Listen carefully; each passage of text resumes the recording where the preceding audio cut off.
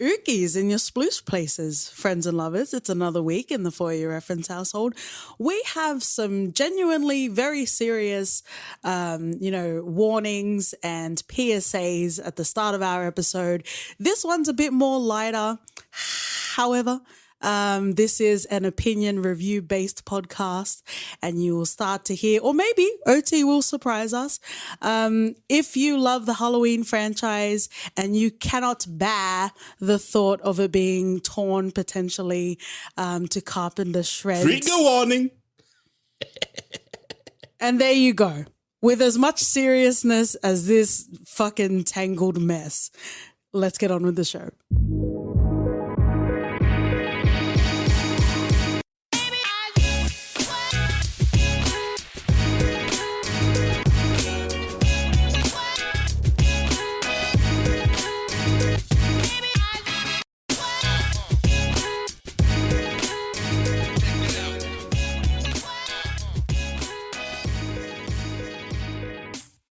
Happy Halloween, friends and Haddonfield lovers. Welcome back to the For Your Reference podcast. I'm your host, Katie. And OT. Welcome to an earnest attempt at an iconic franchise. Sorry. Welcome to an anthology that does not relate to previous offerings. Welcome back to the iconic franchise, but also not. Welcome to the franchise's two tumultuous round melon breasts being supported by the broad shoulders of LL Cool J erotica. Oh. I'm not done yet. Welcome to providing contextual insight of what made the icon come to be. You know what? At this fucking point, you decide to welcome yourself. Take it or leave it, shirt tuckers. Hold on to your pumpkins, friends and lovers, because we are going to get into this franchise. How are you feeling, OT? I am sucked to hear what you have to say about this. I do believe, OT, with my OT abacus, that this franchise has the most films that we've covered so far, obviously knocking Chucky out from last year. Yeah. Even including the new Chucky TV show, which is brilliant. Go and check it out. If you fully love the franchise, you're going to be able to recite it when you wank over yourself at night. So I'm not going to go into, the general stats and information.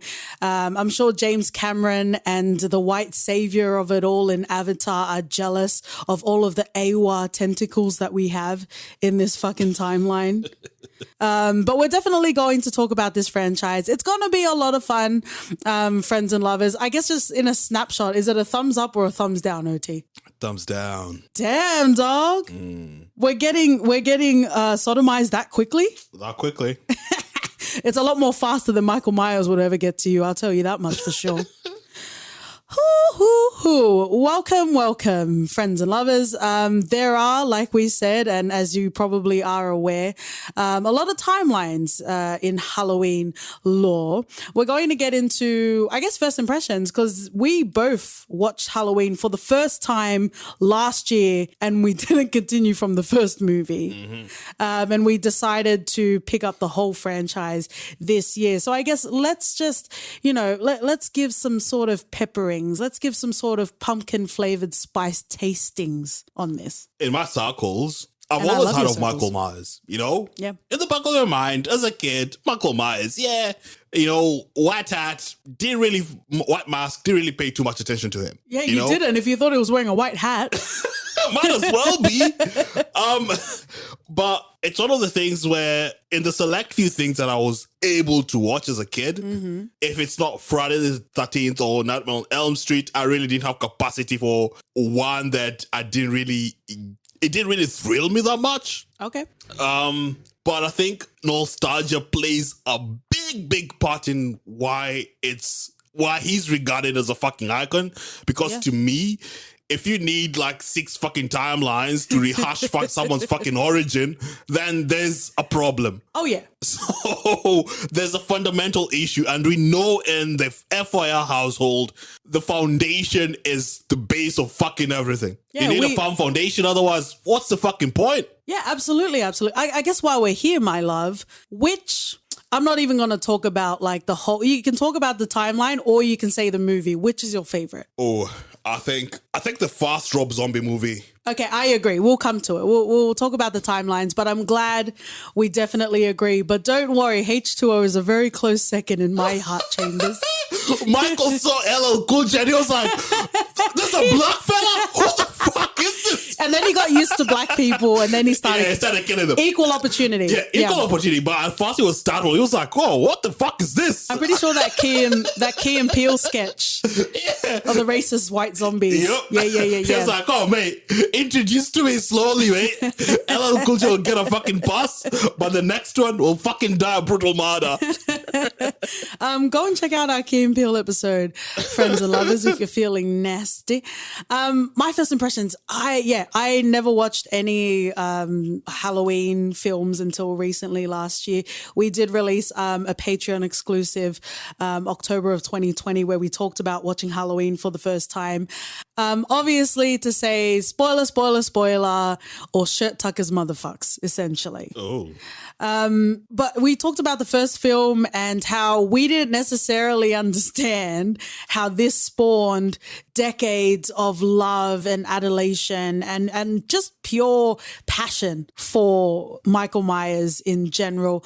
We had only watched the first movie last year. So like he stabbed someone with a steak knife and, you know, defying all logic, they stayed suspended in the air. But that was nothing compared to the Michael Myers that we meet later on in the timelines. And I guess it makes sense now that we've watched the other movies, but based on that first movie, I don't know. But I also said that about Child's Play, to be fair. Like when I watched the first Child's Play, I enjoyed it and I love the whole franchise of Chucky. I just don't understand how a whole like franchise gets spawned off of those initial sort of offerings. So I guess first impressions in regards to the Halloween franchise, if you love it, I'm not going to yuck your yum, friends and lovers, especially if your yum is heavy breathing out of a window. I'm talking about Paul Rudd. I'm not even talking about Michael Myers. Oh, wow. But yeah, first impressions, I'm glad I went through the journey. I feel like, you know, in the climate of everything that's going on, it was nice to have movies to look forward to. Even though I didn't really feel the full crescendo that I was hoping to feel, especially the way that I felt watching Chucky for the first time last year. Get used to the comparisons, friends and lovers, because the first theme we're going to get into is Michael Myers, the icon, the legend. How do you think he stacks up? He doesn't. To me, he fucking doesn't. Yeah. There's this whole mystery around him that we don't know who the fuck. How in the fuck he bloody operates at the base level? The motivations. Leave alone the bloody motivation. Just, what the fuck? Why can't he die? Yeah. Jason has fucking died. Freddy has died. Who the fuck is this guy? Yeah. Why? Explain it to me. If it's supernatural, where's the element? And don't bring me that fucking white horse nonsense that Rob Zombie tried to introduce later on. It's just, I don't know. I just couldn't connect with this character at all because I had so many unanswered questions. I really wanted to have another cult, iconic horror classic, you know, that we could go to, you know, next year. If you're not rewatching Chucky or trying to rewatch Nightmare on Elm Street or anything like that. How about it? Fuck it. You're small. We had a You're Small instance. We did. But we'll come to that later on in this lore. And I think part of it was, he's a fucking icon. I don't know why. If I watch this as a baby, then maybe yes. Maybe I'll find, oh, this fucking scared me. Yeah. That white mask, oh man, it was scary. He was carrying a kitchen knife. Oh man, But right now, watching it the first time last year, I was like, what the fuck was this? He just stood outside the window all the time. Yeah, nah. And I was like, I just didn't get the concept. And I think part of it that at least makes me feel like I'm valid in my fucking opinion is John Carpenter himself was like, mate, I'm not doing this shit anymore. Yeah, he like Mortal Kombat Annihilation out of that motherfucker. This was meant to be a fucking anthology. And he was forced to do a second one. And he was like, yeah, in the second one, I'll kill all of them fucking off. But nah, man, the studio and the execs had to put their say in it, didn't they? No, but okay, so let's talk about the anthology nature of it all. It doesn't work either. Compared to the rest of the shit, compared to Paul Rudd's fucking movie, Halloween 6, I'd watch the third Halloween a million times before going back to Paul Rudd's. It's called The Curse of Michael Myers, not Tommy Doyle, Paul Rudd. It might as well be. Yeah, I suppose so. No, I absolutely agree. I enjoyed the score. Like, the theme music was really great. And this kind of rolls into the next theme that I kind of wanted to generally sort of discuss. And did it ever find its voice? And I'm going to 60 Minutes myself, if you're nasty. No, it didn't. I don't feel like this franchise found its voice because it was so transparently influenced by the decade it was released in. Yup. There was no succinct voice that Michael Myers had that stood out in any way. There was the component that you talk about where he's just killing for the sake of killing. Even with Jason, especially in the first movie, we get the contextual sort of history as to why Jason Voorhees himself. It behooves him to Voorhees himself, right? So all of the, like, you can have silent sort of like horror icons, but for me personally, like, I need to know why you're doing what you're doing. Whether I'm going to cheer you on, whether I'm going to besmirch you, I need to know why we are and where we're going and why. That's what I need to know. If you're just going around stabbing with a steak knife, and then they kept upping the ante, like, it was obvious that they were trying to compete, you know, with the offerings that were currently out there. You think about Scream, you think about like the, what do you call it? The Blair Witch Project, like the found footage of it all, like in, I guess, like the Real World MTV, like that sort of thing. It was so peppered by the decades that it came out in. And because it never really had a voice, it kind of got lost in all of that. Even the fact throughout all of the timelines, I would say, come and fight me, motherfuckers, they kept referring to him as like the boogeyman and also Michael Myers. They also like referenced Jeffrey Dahmer, also other, you know, big infamous sort of serial killers. And Sandman as well was quite a famous sort of song that was used throughout all of the timelines as well. Branding is everything. Branding is every fucking thing. And it just felt so haphazardly. It's like, dude, we're like 20, 30, 40, like a million years later, where, no offense, Laurie Strode kind of looks the same age as the sheriff in Halloween Kills. But that's another story for another day. Like, I just don't feel like it found its footing in throughout Child's Play and all of the Chucky franchises. Tonally, it definitely changes. And I live for the campiness. Go and listen to our episode if you haven't checked it out already.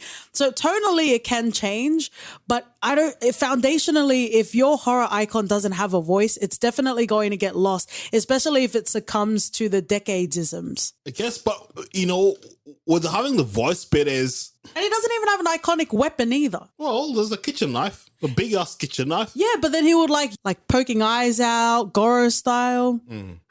It just it felt like it was so responsive. It was so reactive of what it was trying to compete with. It never really found a voice to me. Yeah, true. I think my biggest qualm with this is that every time they try to explain it in a different way, there's no coherent, like, I'm going to erase everything that happened before so I could do it my own way, or I got tired. There was a lot of retcon. Yeah. I got tired of the back and forth.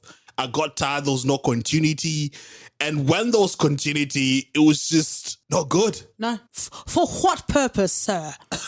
For what? For who? The different Laurie Strodes didn't help. Like Halloween 4 to 6...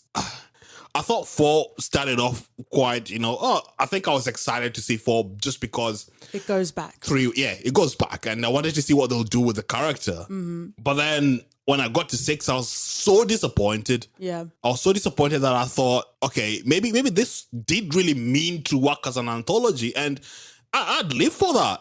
We didn't need a new iconic character in Michael Myers, who has apparently the most fucking kills in all horror movies. Yeah. Which fucking beggars belief, but it's not deserved. No. He doesn't deserve the accolade. He really doesn't. No. And it feels so cheap. I have my issues with Pennywise. But goddamn, man. Yeah. Jeez.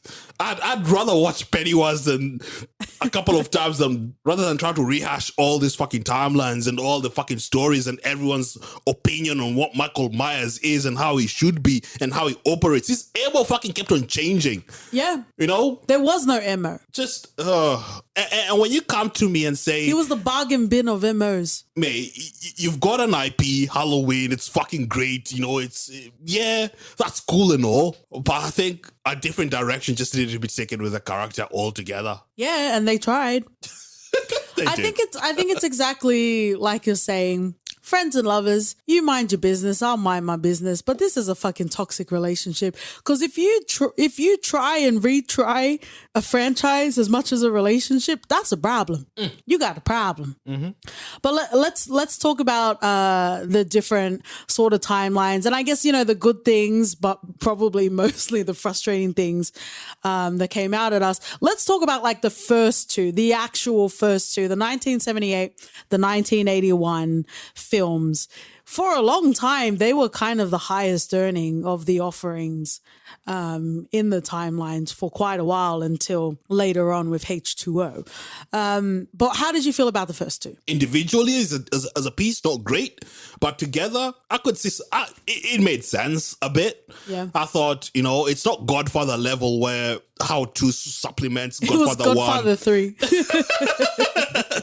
Not to that level, but I think it sort of tied in a bit of things that I thought, okay, I can see where this is going, and I can see that they're trying to make it a bit more coherent. And but by the end of Halloween 2 and how it ended, I thought, oh, this is weird, because we had not read that John Carpenter didn't want to continue with Halloween. Because this is where Loomis dies. It's also where Michael Myers dies. I was a bit shocked. I was like, okay, you're killing all your titular characters. So what the fuck does it mean for this franchise? Yeah. And then it was like the opposite of Game of Thrones where they killed nobody. Yeah.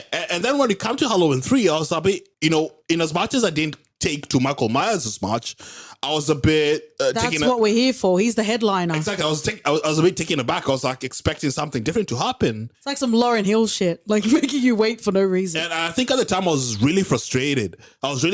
Up until Halloween 4, and I was like, okay, maybe I'm starting to appreciate what John Carpenter had a vision for what Halloween ought to be, and seeing that he closed off Halloween 2 the way he did. And I think, you know what? I would have been happier for it to end that way. I mean, like, you know what? We've got a really, really good character in Loomis. Yeah. Oh, can we talk? Okay, we'll talk about Loomis in a sec. I fucking love Loomis. We got a really good character in Loomis, and I think he was the standout for me. Oh, absolutely. Donald Pleasance, rest in peace. In as much as I love Jamie Lee Curtis as Laurie Strode, fucking Loomis stole the show. Oh yeah, absolutely. And to me, it was like, oh my god, I cannot name any other secondary character outside of Chucky that stood out as much as Loomis. And I was like, wow, how dare you, Tiffany and Glenn.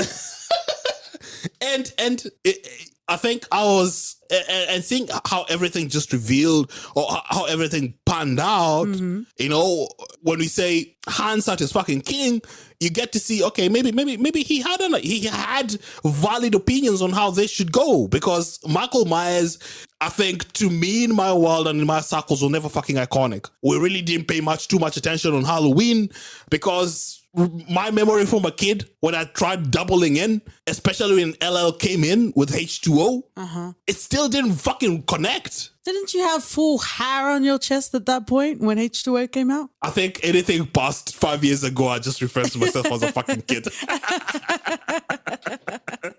Welcome to the Boomer Reference Chat, friends and lovers. 1 and 2, like I didn't immediately latch on to Child's Play. So I guess like credences, and also, I'm just throwing a bone to the Halloween friends and lovers essentially. And I get that. I appreciate that, because to me, I when I watched Chucky, I connected from the get-go. Because you watched it when you were younger. Yeah. I get that. So nostalgia plays a big part. And I think a lot of our pod friends who love Halloween, that's one of the things, I watched it as a kid and I just took to it. Watch it now for the first time and you're like, mate, get your glasses on. I think that's the same as porn searches, isn't it? It's like, even though it's a bit vanilla, it'll still get you off today because of the memories. Yeah, Sharon Stone doing the iconic scene Basic Instinct back then, mate, would pause that fucking shit for ages. Right now I'm like, mate, what's this? Okay. So this is unfortunately, it is so perfect. Unfortunately, it's so perfect how you segued Halloween 3. Friends and lovers, KT from the For Your Reference podcast. There's a slice of cinema history that I just cannot enjoy because it feels like most of the time it's gross, straight, cisgendered men writing their perverted fantasies about women. And that's what happened in Halloween 3. Because what the fuck was that storyline? She almost looked as young as that girl in Spartacus. Go and listen to our Spartacus episode. Also go and watch Spartacus if you haven't already. But there was definitely a dynamic in Halloween 3 that I didn't care for. And I guess this is really the only relevant time. Like, I didn't enjoy Basic Instinct. Maybe if I had watched it when I was young, impressionable, and I was still figuring out where my bean was, maybe I would have enjoyed the movie a lot more. But like being a whole adult now, traveling all the beans around the world, it felt very perverted. Basic Instinct, essentially. And I keep promising our patrons we're going to watch it together, and we will. But there was an element in Halloween 3 that I didn't like. But let's talk about Halloween 3 generally.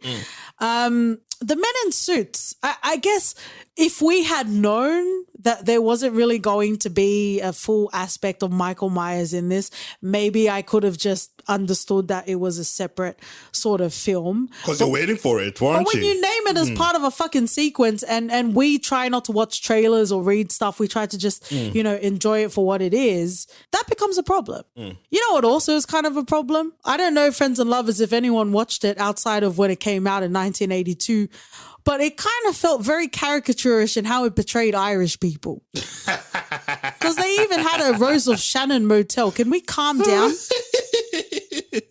Like, sure to be sure, but still. How else would you know it's Shamrock Town, mate?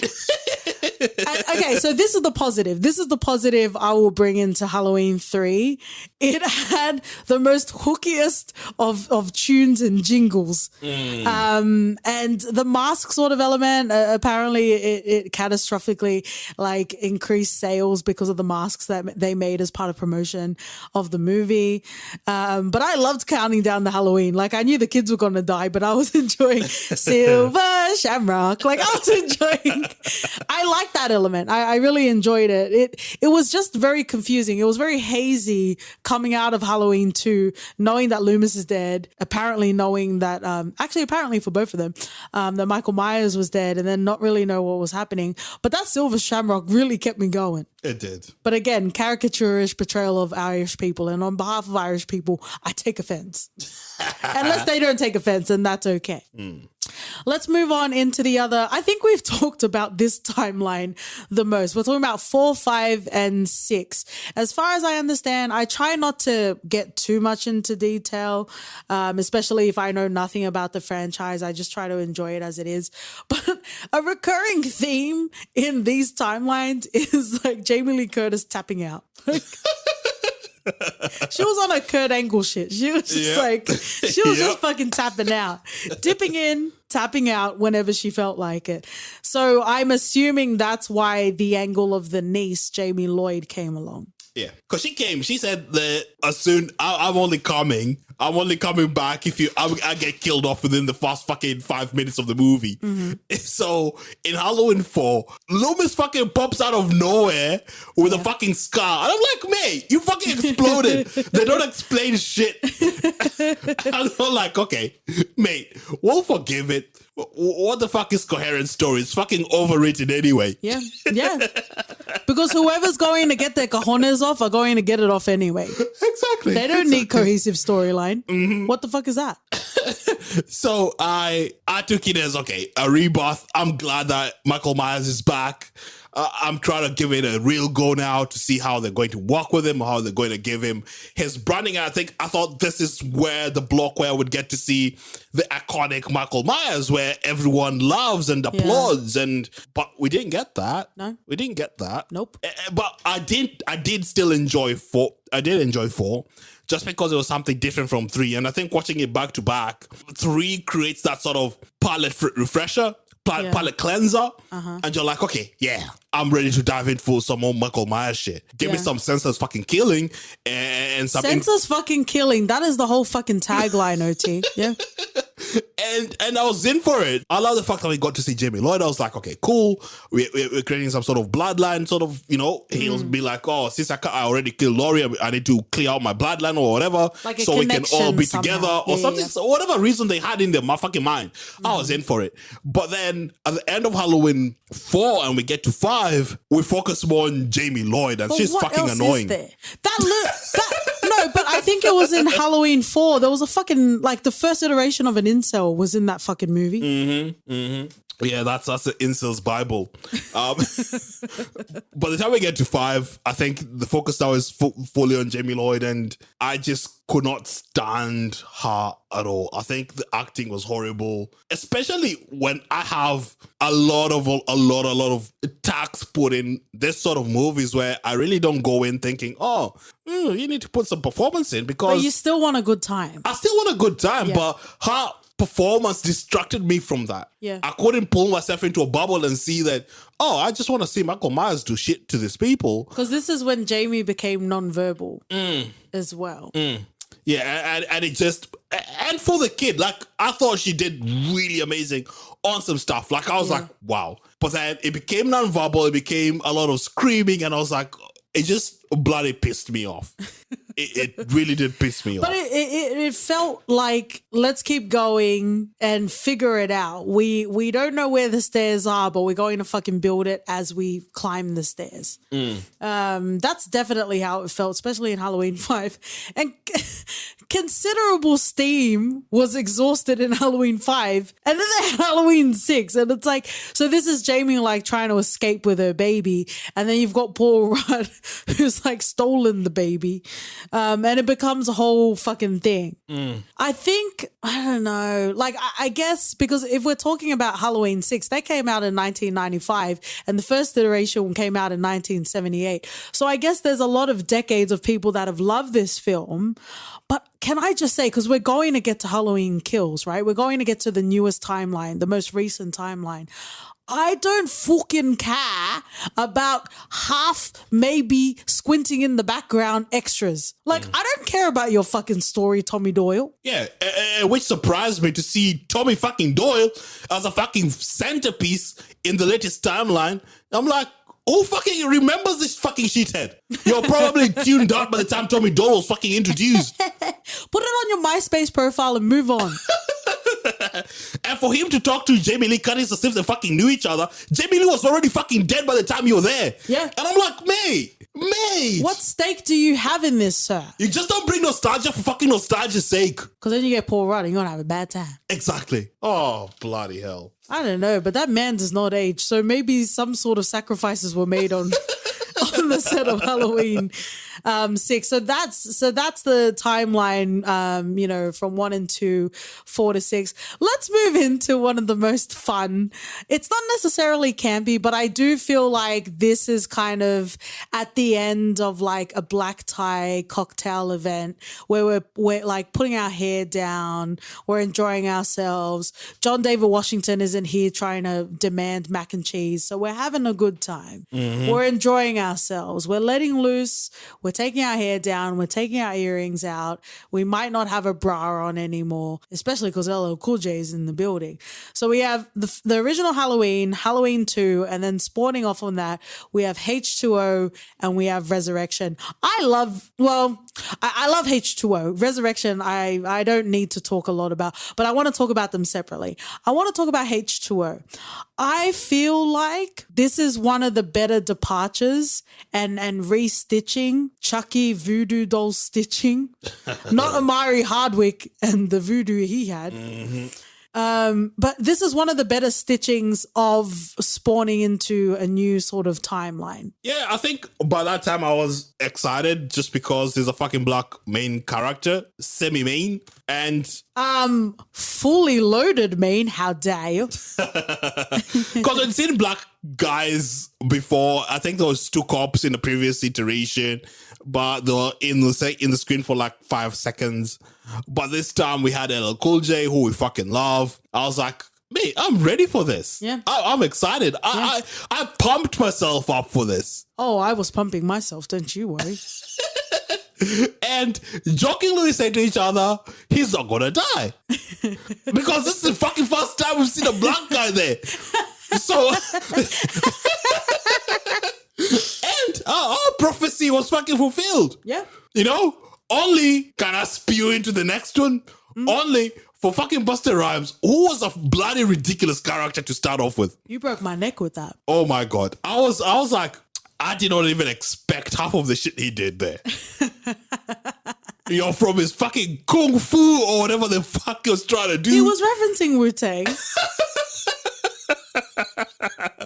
It was bloody. Oh, I can't even. But let's talk about H2O because we have quite a substantial cast. Looking at the timelines, they all kind of straddled like low 10s to maybe mid 15s millions. Halloween H2O, $55 million worldwide. 20 years, mate. People were eager. H2O. I don't know if you do text talk in movie titles anymore, but it was very much a mark of the late 90s to call it H2O. Yep. But this cast is pretty stacked. So we've got LL Cool J, and I could really, my two voluptuous melon breasts could just stay there. But we also have Michelle Williams, Jodie Lynn O'Keefe, Josh Hartnett, as well as Joseph Gordon-Levitt. We get a really good slew of up-and-comers, and I think I really enjoyed it. Yeah. It was campy as fuck, but... Okay. Relative to the rest of the timelines, yes, this was the campiest, I would say, yeah. And I loved it. Yeah. I loved it. Seeing the ridiculous storylines, seeing the fucking merciless martyrs, and knowing that they're not taking themselves too seriously in trying to explain the enigma that is Michael Myers. Because they never tried. They never ventured into that. Yeah. And I was like, okay, I loved it. Yeah. And I started getting recollections of me watching semblance of it back in the day. Yeah. And I was like, oh, this is familiar. I think I watched this before. Yeah. And you see, that's the problem with fucking Michael Myers. I've watched this shit before, but it never really stuck. Yeah, that kind of says it in and of itself. But H2O, if Rob Zombie didn't exist, especially his initial Halloween, which we'll come to, if it didn't exist, I think H2O would be my favorite movie. Unfortunately, it still doesn't address why Michael Myers is all, he's very stabby, trigger happy. Yeah. Like he likes stabbing people.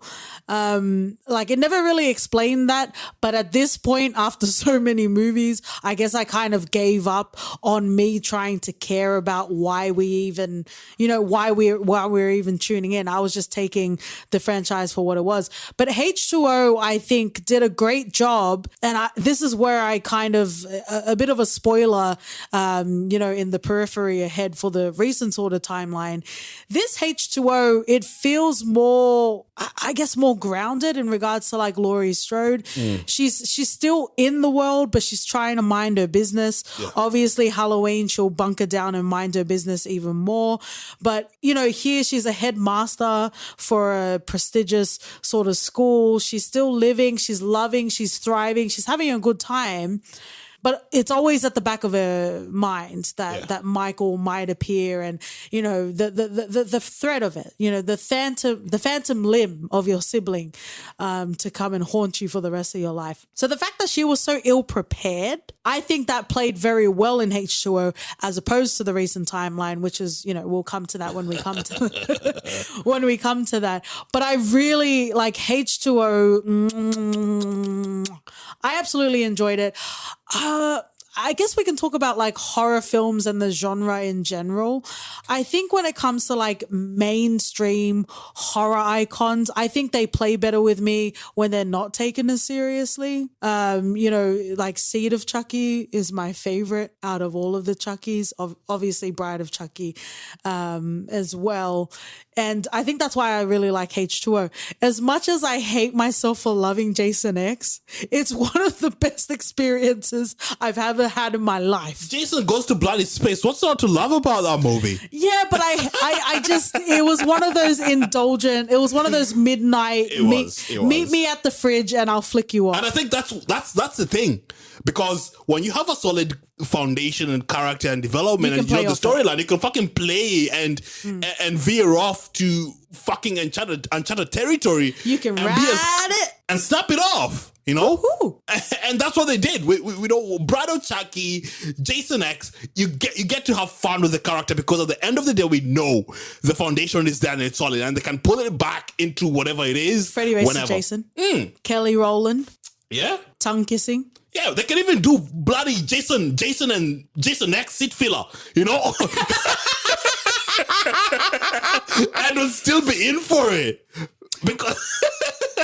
Friends and lovers, we bring a very specific seasoning to the podcast tapestry, and OT just demonstrated that. Shout outs to anyone that has watched the seat filler. I still haven't because I'm waiting to do it on the podcast. Oh, wow. I just really love H2O, and the fact that, you know, Laurie had a son in Josh Hartnett. What happened to him, by the way? Just didn't come back, I guess. Because we are of the same generation, but technically I don't really recall Josh Hartnett. Like, I know he was the heartthrob out there. But anyway, it was nice to see him. I think he's just a pretty face. I don't know what else he offers. Maybe that's where he went. He's quite good. He did a lot of indie stuff after his Pearl Harbor days. Oh, well, there you go. There's your answer. That's what happened to him. It was nice to see Joseph Gordon-Levitt there. Unfortunately, Mr. Corman got cancelled, but also unfortunately, we understand why. Because we tried it. Jodie Lynn O'Keefe. Prison Break, right? Yeah. She looks so innocent in this film. She does. She doesn't look like the Gretchen we know she is in Prison Break. But I enjoyed H2O. I would say it's my second favorite. Friends and lovers, especially those that are new to the For Your Reference podcast, every Christmas, notably, you might even notice every review episode, we don't give a numerical value on how we feel in regards to what we're covering. And that gets covered in Christmas. So it'll be very interesting rating all of these films out of 10. Shout outs to our patrons, because I'm sure Ben will find a way to even out our ratings. He'll be 10. I want to know what Paul will rate Halloween Kills, but that's a whole nother story. Let's get into Halloween Resurrection. Do you have any sort of thoughts about it? I think after experiencing the highs, the semi-highs with H2O, it just tanked it back down for me. I think Tara and Busta Rhymes, I was like, mate, all the tropes they could throw at it, they did. I was like, oh, what's the saving grace in this movie? I think it was fine. I think it was just the horny guys that were bothering me. You reckon? I just didn't love the whole concept of it. I didn't appreciate the 24/7 Big Brother surveillance of it all. That as a concept was fine, but it's just the execution of it that felt a bit short for me. Okay. At least, like with the ridiculous Busta Rhymes as a character and Tara Banks being fucking, I didn't even know what she did there. She's supposed to be a fucking producer and did shit all because every time she was just dancing and looking away from the cameras. Just look at the bloody camera. You'll see it all. I was quite young and I obviously didn't care about the quality, but I feel like I really enjoyed Tyra Banks' Life Size. Do you remember that film? I think it was Lindsay Lohan. I think the only thing I've seen Tyra Banks in the movie is Coyote Ugly, so can't help you there. Can you fight my Moonlight on a Tuesday night? Yep. It's always full moon, mate. Oh my. But if you were to ask me, that's my favorite timeline. I know Resurrection definitely faltered in quality. However, I do feel like it's the better sort of offering. Resurrection wasn't great, but then it's like they didn't have enough to go off anyway. So do you blame Resurrection or do you blame the literal resurrection of this fucking series? Let's move into Rob Zombie, and we both gave accolades that this was our favorite film. It was. It is. In the whole franchise. Shout outs to Brad Dourif, who played Sheriff Brackett, who without an internet connection, I wouldn't even know it was Chucky. And I guess that's also the quality of voice acting, friends and lovers. He's also Doc Cochran on Deadwood. Nice. As well. We have a new introduction of Loomis, Malcolm McDowell. I talk about Luke Evans being a face that's drowning in pussy. Malcolm McDowell looks like an evil man. He just looks like a fucking evil man. And unfortunately, he gets even more irritable in Halloween too, but we'll come to that. Danny Trejo is also in the first Halloween, but let's both talk about it because we said this is our favorite. Also, friends and lovers, there was a big kerfuffle about Suicide Squad and the Suicide Squad, and everyone was being fucking dickheads about the naming of the films. In this particular franchise, we have 3 separate films called Halloween, so you can shove it up your pumpkins, friends and lovers. But how do you feel? Why do you feel like this was the best out of all of the films? There's a reason why it's the most lucrative financially for the franchise. Ooh. Shit racked in 80 mil. Yeah. So there was no fucking pretense over it. It's the best written. At least they ground Michael. We come to start resonating with fucking Michael as a character. We start to understand him as a character. Imagine jumping from Godfather to Godfather 3. Yeah. You'd be fucking pissed off. Yeah. You know, we need that grounding. And I think that's what Rob Zombie saw. There was a gap and he tried to fill it. Yeah, absolutely. So if you take the original John Carpenter Halloween and you tie it into Rob Zombie's Halloween, I think it's the perfect partnership. And it just melded so well. And I felt like, mate, I felt for Michael. Yeah. We were rooting for Michael. We were rooting for Michael. Yeah. The other times I didn't even care if Michael was in the fucking scene. Yeah. But this time I was like feeling shit. Oh, absolutely. If for your character, your end goal is not for your audience to resonate, to understand, to root for, not even root for, to just connect in any sort of way, be it you hate him or love him, but have some sort of feeling and not be just nonchalant about his whole demeanor or behavior. True. You know, it needs to elicit some sort of emotions. And I think Rob Zombie did that for us. He really did. And I think this is the reason why having a character you can semi-understand without giving too much fucking away. You know, he didn't tell us everything. Yeah. Of course, there's some mysteries about Michael Myers we don't fucking know. That's fine. We're not asking as an audience, give us everything. We just want to understand. We just want to connect. Like, we're going to have a good time at an orgy, but tell us how we got here and why. Yeah. Yeah. Imagine if Bambi stopped fucking halfway. Bambi was a fucking dick. So, us? Are you talking about the Disney animated picture Bambi? I'm just saying, man, we need to connect. We need to connect with the character for whatever emotion, you know. I hope you're happy, Halloween franchise. You broke OT. We just need something. I think Rob Zombie provided that in spades. And I felt in love with Halloween again. And I was like, you know what? Rob Zombie needs to continue doing this because I'm loving this. Yeah. I really was. And then he continued. But let me stay in the first Halloween. You know, friends and lovers, we talk a lot about nature and nurture, nature versus nurture, if you're nasty, on the podcast. And that's definitely an element that comes up in regards to Mike Myers. Like, immortal or not, there is something fucking going on with Michael Myers. Like, there's no reason for him to be this way. Perhaps this was the first sort of attempt at like a true crime on a fictional character, because they're always trying to compare him. They're always trying to do character studies on him as well. Loomis kind of became like Rossi from Criminal Minds, where he kind of profiteered off of, you know, his studies and his experience, being close to danger but not necessarily being that danger. Unfortunately, he kind of becomes that danger in Halloween too. But exactly, there's nothing else to say, but because I'm a motherfucker, I'm going to keep talking anyway. You know, it's fine to have like more silent sort of horror horror icons. I would even say that Pennywise, when he's not like interacting with other characters, we don't necessarily see him plotting in his lair. You know what I mean? So we can have characters that aren't sharing every single thought that they have. However, we never got that through Michael Myers. And like I said, I just gave up. I just accepted the fact that he's going to go around killing people. And he just killed random people. Like there was no specific reason why he was killing people, even though he spared out LL Cool J. That's cool. But what I loved about Halloween, it answered all of the questions that we had. It addressed all of it and it moved forward as well. Unfortunately for us, because we knew this guy is a stone cold killer, right? Even as a kid, he was a stone cold killer. But there was a part of me that wanted Danny Trejo to live. To show that he has some sort of empathy. He doesn't though. Yeah, because he killed his family. But in my head, I guess I felt so in love with this Michael Myers.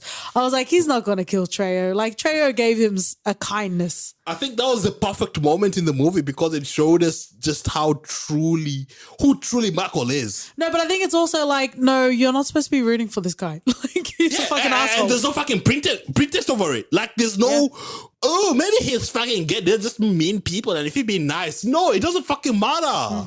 And that's what is so impressive about this movie because it laid it on a bloody tapestry for us. Like, whether he is a product of... I do feel like his mother was very attentive, but obviously, unfortunately, we talk about class a lot. She wasn't able to give as much love and attention as she could have. She had an asshole partner that unfortunately became the father figure, you know, for him and his sister.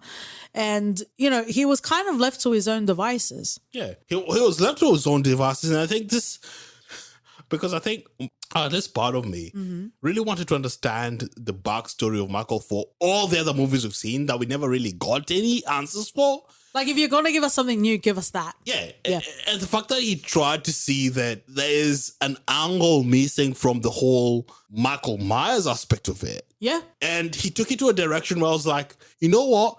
You could jump in from the first Halloween to this and ignore everything else. Yeah. And you'll be fucking happy as Halloween as a franchise. I would argue you would just watch the Rob Zombie Halloween. Oh. Spicy. Yeah, like, you know what? And there's a reason again. At the end of the day, the bottom line figures don't fucking lie. Yeah. And to me, it grossed a lot because it did a lot for what is a dying franchise, which just keeps on being fluffed up to stay alive when there's nothing really there. At least for me, when I know a plant is dying, I stop fucking watering it. Yeah, just don't water it thinking that you're gonna make $5 million on top of your investment. Yeah. It's nothing, man. It's nothing. Well, I don't really have anything to say about the Halloween 2 Rob Zombie film. Do you have anything you want to say? It had Octavia Spencer in there, which was nice. Yeah, she died like in 5 seconds, so... But I think we need to cover Ma one of these days because that was such a fun film. Yeah, it was. It was creepy as fuck and... The film, not Octavia Spencer. Yup. Okay. And but I thought it was cute because we had to Google at the same time because you very nicely laying your splooshes said, isn't she too big to take a small role like this? And I think it came out the same year as The Help. Yeah. But yes, we do hold Octavia Spencer in high regard. So the fact that she has such a small fucking role and she died, like, that was definitely something to speak to. But yeah, like this timeline definitely dared to do more than what we knew it from. It completely broke the foundations and built its own. And that's where a lot of the credit, I would say just watch this film, like the first Halloween film, but maybe that's sacrilege. Add it to the religions that I'm sacrilegious against, friends and lovers. Let's get into the most recent timeline OT. So this spawns off the first original Halloween, and then we have again the film called Halloween that came out in 2018. We also recently had Halloween Kills. I want to kind of talk about them separately, but we can obviously meld them together as we continue talking. I don't even know if it's worth asking this, but did you think this was necessary? Did you think this was needed? Rob Zombie's Halloween 2 finished in 2009, and this particular shoot came out in 2018. Do you think this was needed? I think from a clean slate perspective and what they wanted to do, because they have like a 3 movie plan for how they want Halloween to end. I was like, cool, you can do whatever you want because everyone else has done that. Yeah. So why fucking change the motion now? It doesn't really matter. So I was eager to see what they wanted to present. Mm-hmm. I was excited to see that we had our Jamie Lee Curtis back without being killed in the first 2 seconds. I loved it. I loved that she was preparing for this all this time. I loved all that. So you don't mind this Halloween. It's a Halloween Kills that you didn't like. Yes. Oh, okay. Okay, well, let's glaze over this Halloween and we'll get into Halloween Kills then. Further to your statement, Halloween Rob Zombie's 2007 at the time was the highest grossing, of the offerings that we had. But then we had the 2018, which makes sense because so much time has elapsed. And since H2O, it's the next sort of spiritual sequel of the original canon of Laurie Strode. So it makes sense that it made 255.6 million at the box office. I don't think this was needed because this was the one with the fucking podcasters, wasn't it? Yeah. Far be it from me, friends and lovers, as a podcaster to say that podcasters weren't fucking needed, but it's true. Like, it was so frustrating. And, I've spoken a lot, at least on Patreon. I don't know how much on the main podcast, but I've spoken a lot about how unnecessary and how indulgent, true crime consuming can be. Because if you really fucking cared, you won't always be looking for the glossy, most salacious of crimes, right? You would even start locally, but that's a whole different conversation for another day. I don't think this was needed. And a lot of what Laurie Strode was saying at the start of this film when she was addressing the podcasters were exactly right on the money. She was essentially saying we didn't need to have this movie. And I'm like, okay, thank you. Can I go home now? Like, can I go to a secondary location? Like, why do we need to keep continuing the way that we're going? And we did touch on it earlier, but I don't like that there's no consistency in regards to Michael Myers' sort of killing methods, right? Credit to Mortal Kombat because you know what the signature moves are. You know what the signature weapons are. There's nothing in regards to Michael Myers. Like, he just picks up I don't know. You can talk about resourcefulness, but there is such a thing as branding, right? But maybe that's part of the success. The fact that he didn't need to have succinct branding and he still finds a way into your heart chambers. Give Michael Myers the people's elbow, mate. Or the Rikishi smile. Yeah, something. It's also the introduction of Judy Greer, not in Halloween, but in Halloween Kills. I was definitely getting some Cheryl Tunt vibes from Judy's character. We also see, there's like 3 generations that's introduced in the Halloween film. I'm done with the initial sort of Halloween. Again, it's just another wash. That's why I say I enjoyed H2O more because so much, especially at the end of the first Halloween 2018 film, there's so much focus on Laurie Strode abandoning everything that she could have had any sort of sense of enjoyment, a family, companionship, friendship, love, any sort of enjoyment aside from basic sort of survival, right? That's all she did for decades. And she still did so many stupid shit. She stood right in front of the door with 2 glass panels, which apparently you designed, so you shouldn't have had 2 glass panels anyway. But anyway, she stood in the middle of it and Michael Myers fucking hooked her. Like, I'm sorry. So you sacrificed everything and you're still a fucking idiot? Yeah.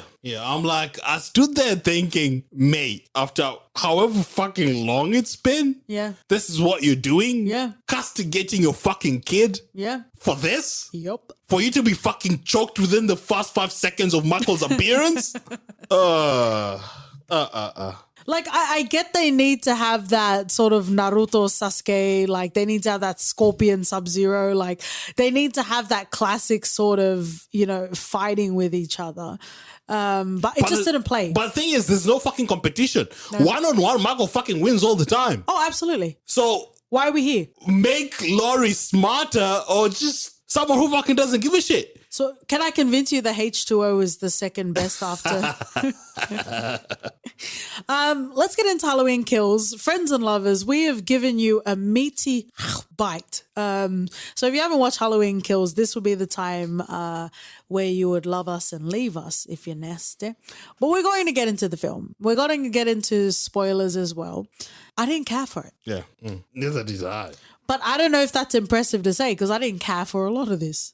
True, but then we get Tommy fucking Doyle inciting everyone. Yeah. As if we care for Tommy Doyle in the first place. I don't care about extras in the background. They really tried pulling back in the characters. Ooh, pulling at our heartstrings, nostalgia.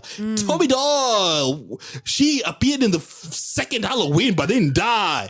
Like, all right, mate, we get all that. Why? Yeah, but... For what purpose? Exactly. For what? We also see that Judy Greer's character, Karen, I believe, that she... Are we surmising that she's dead? Yep.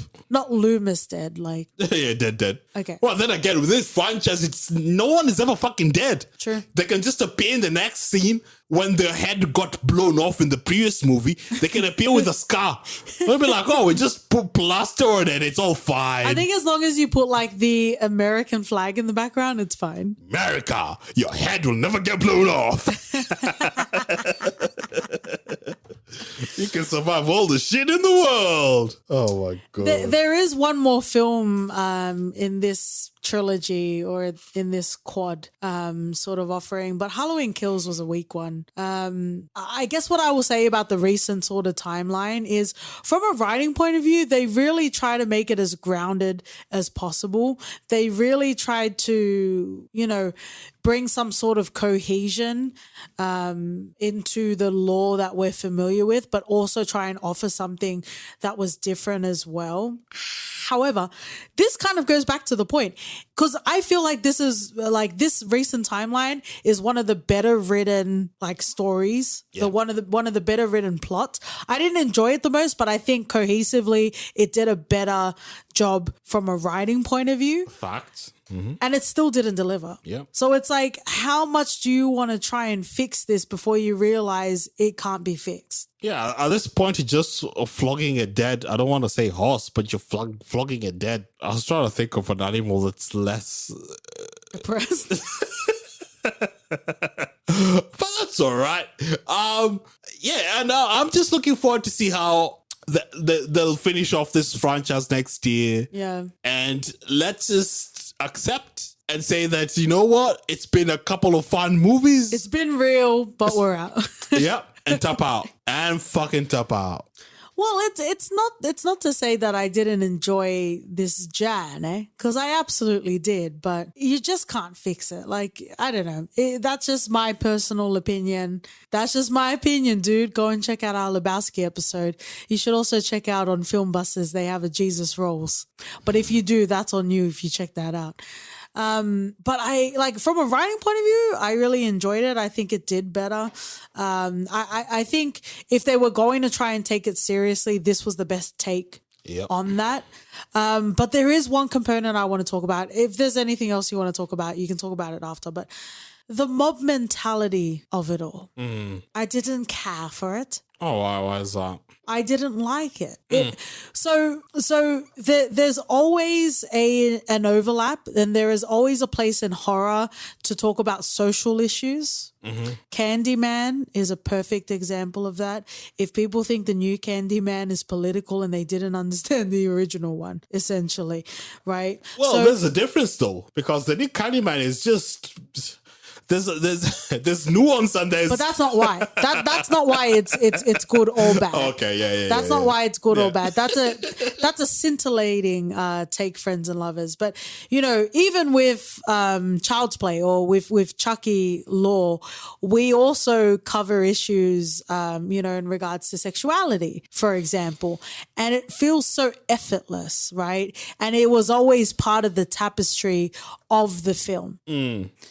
However, there was never really any sort of tackling of social commentary or any sort of broader issues outside of Haddonfield. Yeah. Right? Unless we're going to talk about the caricature nature of Irish people in Halloween 3. But that takes that takes the franchise a few steps backwards. But anyway, the mob mentality felt so slapped on. And again, I think it goes back to my comment of it's just trying to be a chameleon in the decade that it's being released. And unfortunately, it is very popular to bring up political, social commentary issues in films, even though it's kind of always happened in horror as a genre. But the mob mentality, I didn't necessarily care for. It was very weak. It was very Dave Chappelle, the closer, but I'll leave that for Patreon. But it was like the mob mentality without any sort of information, go after this guy that wasn't inpatient at the mental institution, but he wasn't the Michael Myers, yeah? And then they didn't even care. It was like, why do this when South Park have the episode of Britney Spears and the vilification of her as a person and her as a public sort of entity? Because that already gets capsulated in a 20 fucking minute episode. I didn't care for this, and this goes back to what we were saying with Pennywise. You are small. They did this to Michael Myers, near the end of the film. I don't care for it. If you never wanted to have a discussion about social commentary and those sort of issues, then why fucking bring it up now? Again, it is the flavoring of the 2020s, so maybe that's why.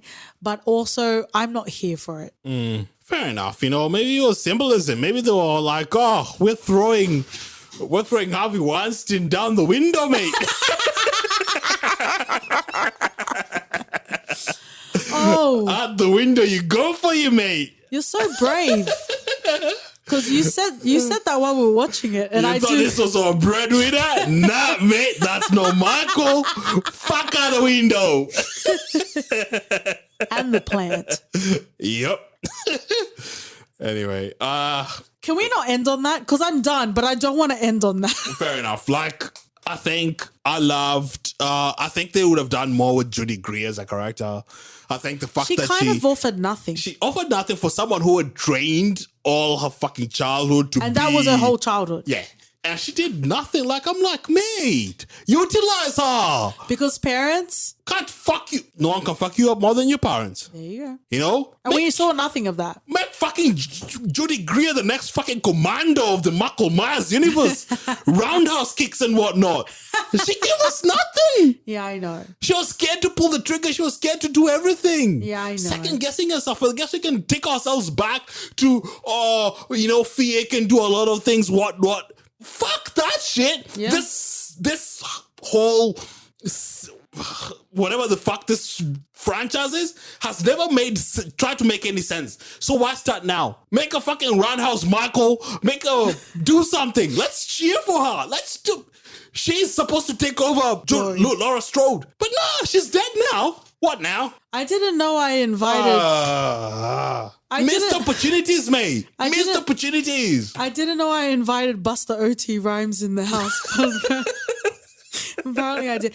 Okay, let's finish off by not necessarily predictions. What do you want to see out of Halloween Ends? Everyone bloody dies. The first 2 seconds of the movie.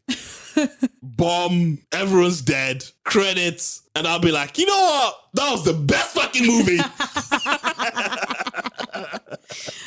Oh, because Laurie and Michael didn't really have a showdown in Halloween Kills, but I guess it makes sense because that's going to happen in Halloween Ends. We've seen some sneak peeks of what the hell in 2022 they'll be out. Laurie Strode will go all full commando or whatnot. that was deserved for Judy Greer because trying to get the women characters to be commander. Oh, I've read your screenplay. That would confuse Mike Myers to hell. Remember when Laurie's no. There's a character who was trying to kiss his hand. And I was like, what the fuck is this feeling? He was dazed for a few seconds. Imagine seeing someone commando. Do a Sharon Stone there. Call back. Do a Sharon Stone. Michael Myers will not fucking kill you. No, actually, he was carrying a lot of dead people, naked people out there. So yeah, he's got in his taste or whatever. So essentially, it's all out the window. Essentially, our critical analysis through way of OT is give Michael Myers a boner. Yup. Okay. He was confused by the kiss. He stalled. Exploit that, people. Come on. We can write this. You know what? They should crowdfund this. Everyone should fucking write a line of what they think what Halloween should end. And we'll make the best fucking movie ever. Wow. Because no one else can. Might as well take it upon the people. Wow. Hoo, friends and lovers. Hopefully your shamrocks are now silver. We're going to finish off in a segment we call... I really don't know what to fucking say after that. We're going to finish off in a segment we call For Your Reference. OT. You know what I'm going to reference? Despite the fact, if you've listened to FYR before, you know that I fucking hate their guts. I hate everything about the storyline. Okay. I'm going to reference it because at the base of it, there's still something in there. There's some fucking coherency. It's been there for decades. Just, I don't know. Just pick a lane, mate. Pick a fucking lane and stick to it. All right. I'm really surprised at that, OT, but I guess this really got you riled up, right? I can't reference a superior Chucky to this shit. so lay on your laurels with it. All right, sire. I will meet you in your bedchambers in the hour. Mm-hmm. I will reference Sinister. Oh, nice. Because if we're talking about anthology sort of concepts that would work even without the main character, it's Sinister. Mm. If you would like to hear more of my hot takes and OT's hot takes on Twitter and Instagram, we're at ForYourFPod. Write us an email at hello@4podcast.com. We're also on OT plus Michael Myers Forever podcast. If you'd like to leave a rating and review, and we'll see you guys next week. See ya. Bye.